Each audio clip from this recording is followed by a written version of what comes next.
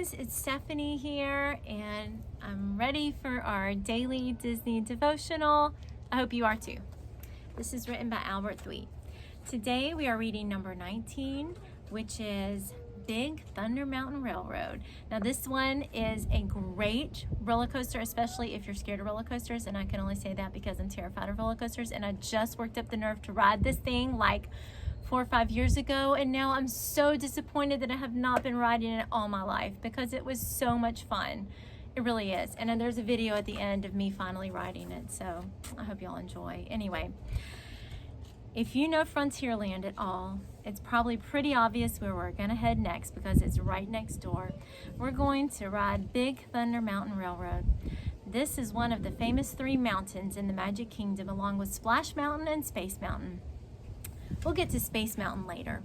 For now, let's ride what is a favorite of many first-timers and veterans alike.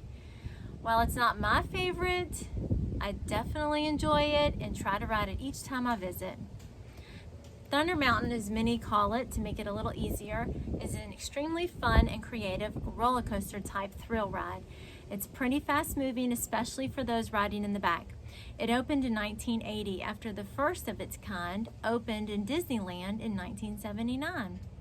One neat fact is that the sound of the ride was recorded and used in the second Indiana Jones movie called Indiana Jones and the Temple of Doom during the minecart chase scene. This actually took place over 10 years before Disney acquired the rights to Indiana Jones franchise. It's also interesting that the same man who recorded the famous saying, "Hang on to your hats and glasses," that you hear right before you take off, also recorded the voice of Benjamin Franklin at the American Adventure in Epcot. There have been several notable and unfortunate incidents on this ride. In 1998, a 5-year-old boy at the Disneyland version was seriously injured when his foot became wedged right before the train pulled into the station to unload passengers. He lost all toes on his left foot to an amputation at the hospital. In 2003, a 22-year-old man died and 10 others were injured when the locomotive in front became airborne after derailing and landed on the first passenger car. Oh my gosh. While I've never gotten to do it, I hear it's also a lot of fun to ride at night as the fireworks from the nighttime show are going off. In 2012, it had a lengthy rehab, which included a new interactive queue line. It also includes several famous hidden Mickeys and even a hidden Tinkerbell. I've never heard of a hidden Tinkerbell, so that's good to know. The ride lasts about 3 minutes, which is pretty long for a roller coaster. The Walt Disney World version is 25% larger in size than the Disneyland version. Since this ride is called Thunder Mountain, let's talk about thunder for just a minute. Can you think of a time when thunder was in the Bible? There are several. Thunder is mentioned in Exodus and Revelation and 1 Samuel, among others. You could also make a case for thunder during some of the storms in the Bible, such as Noah's Ark, Jesus walking on water, or Jonah. However, I want to talk about another thunder story that's maybe not as familiar to you. In John chapter 12, verses 20 through 36, Jesus talks to God in heaven in front of the people. Jesus predicts his own death and admits that he is troubled by it. And he asks God's name to be glorified because of it.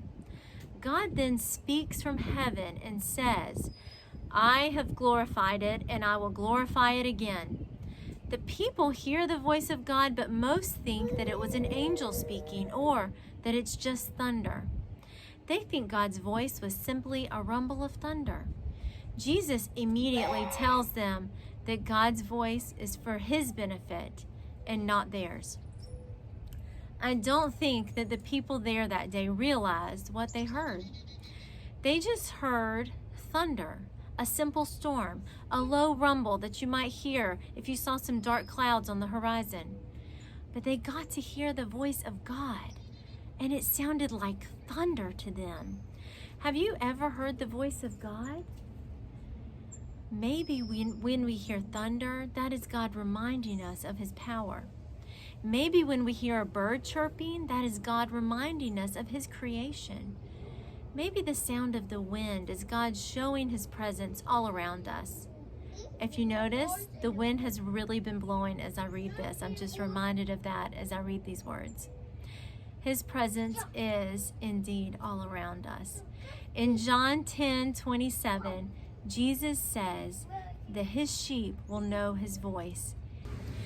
We are those sheep, and we should know when he speaks to us, whether it's through his word or through others or through a storm that we hear in the distance. God speaks to all of us in one way or another. He tells us what we need to know to follow him and to be with him one day. The next time you ride Thunder Mountain or even hear the sound of thunder in the distance, I want you to think about God's voice. Even better, take some time to just go outside now into God's creation, away from the man-made sounds, and just listen to him. However God chooses to communicate with you, just listen and wait to see what he is saying.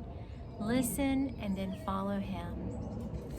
Bye guys, I hope you enjoyed this one. I thought this was a really good one.